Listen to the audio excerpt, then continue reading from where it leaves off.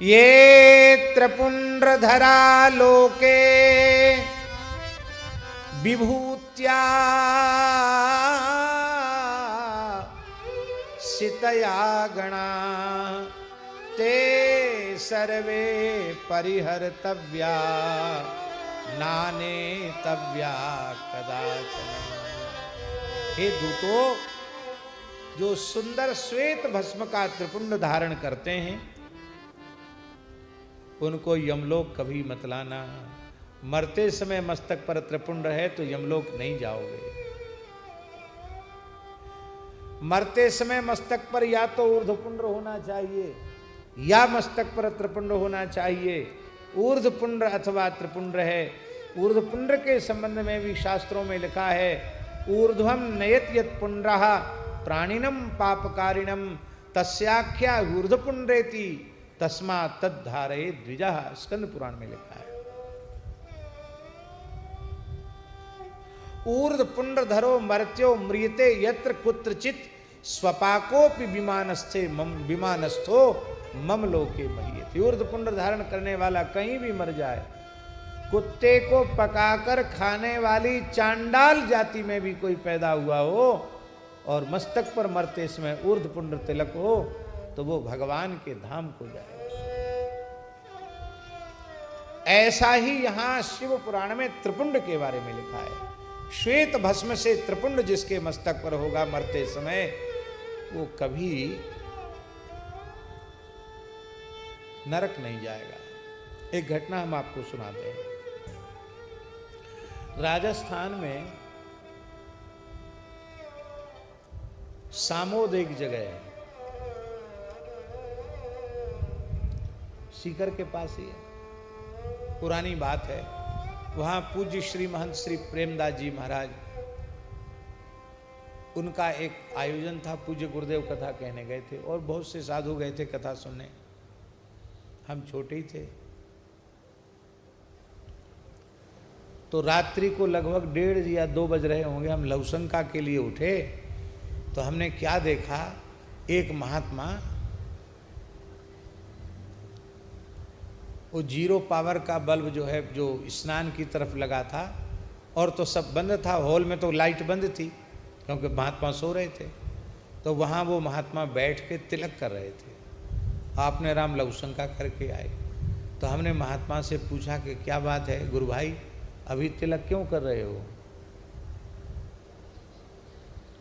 तो उन्होंने कहा कि महाराज जी ने कथा में कहा था, भक्तमाली जी ने, कि मरते समय मस्तक पर तिलक होगा और प्राण छूटेंगे तो सीधे भगवान के धाम को जाएंगे।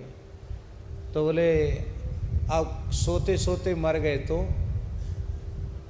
बहुत से लोग सोते सोते फिर सोते ही रह जाते, उठते ही नहीं। हम भी लघुशंका के लिए ही उठे थे और हमने देखा कि पता नहीं कैसे मस्तक का तिलक चला गया। तो हमने बढ़िया से मुंह धो के तिलक लगा ले। अब सोएंगे हम भी, हम भजन वजन नहीं करेंगे, उठेंगे तो सुबह ही। और महाराज वो तिलक करके सो गए।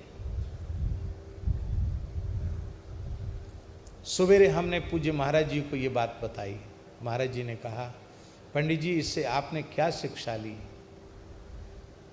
तो हमने कहा महाराज जी शिक्षा तो यही मिलती है कि सदा मस्तक पर तिलक रहना चाहिए। बोले हाँ।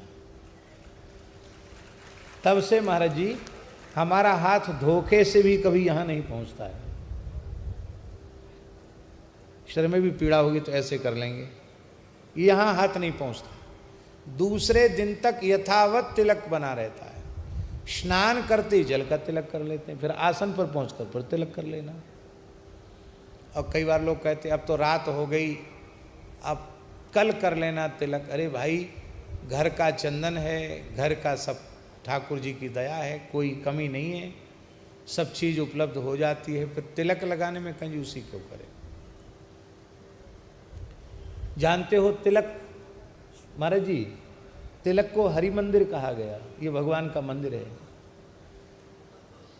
भगवान का मंदिर बनाकर उसमें विधिवत प्राण प्रतिष्ठा करके संपूर्ण सेवा पूजा राग भोग की व्यवस्था करने से जितना पुण्य होता है उतना पुण्य सविधि केवल एक तिलक धारण करने से प्राप्त हो जाता है। और जो महात्मा त्रिकाल स्नान करते हैं और त्रिकाल तिलक धारण करते हैं, उन विचारों का पुण्य कहाँ तक जमराज लिखेंगे, चित्रगुप्त लिखेंगे, उनका खाता ही फाड़ के फेंक देते हैं। बोले कहाँ तक लिखेंगे इनका, जाने दो, हटाओ, इनका पुण्य तो अक्षय है।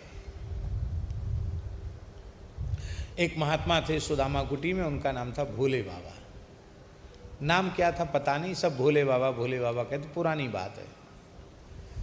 उनको हमने ऐसा देखा, तीनों टाइम जमुना जी में स्नान करते थे, त्रिकाल यमुना स्नान, और सवेरे स्नान करके आवे और तिलक लगाना शुरू करें, 12 तिलक धीरे धीरे लगाते थे, जैसे मदन बाबा लगाते थे। और लगाते लगाते पंगत की सीताराम हो जाती और पंगत में चले जाते,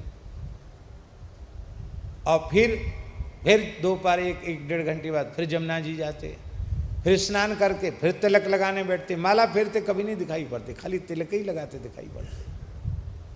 फिर थोड़ी देर रासलीला में बैठते, कथा में बैठते, फिर स्नान करने चले, फिर तिलक लगाते, तो संध्या आरती का समय हो जाता, संध्या का घड़ी घंट शंख बजता, तो फिर संध्या आरती में चले जाते। मैंने महाराज जी से कहा, महाराज भोले बाबा तो तीनों टाइम खाली तिलक लगाते दिखाई पड़ते हैं। और कई महात्मा कहते थे, ए बाबा 5-7 चंदन श्री सब महंगा हो गया, भोले बाबा सब लगा लेता है, बहुत महंगा हो गया, ऐसा भी बोलते थे। इतनी श्री लगाते थे, पूरे शरीर में तिलक लगाते। अब उनकी सेवा क्या थी जानते हो? रात को कुठार में बैठ जाते, वो आटा छानने की सेवा, 2 कुंटल 4 कुंटल 5 कुंटल आटा छान देते।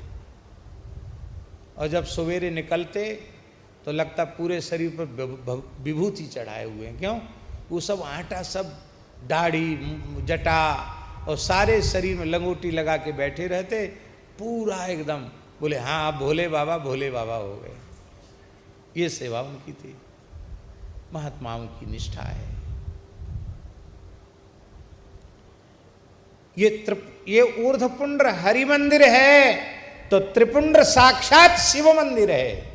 आपने जितनी बार त्रिपुंड लगाया, जितना त्रिपुंड लगाया, उतने शिव मंदिर बनाकर आपने प्रतिष्ठा कर दी। बहुत महिमा है।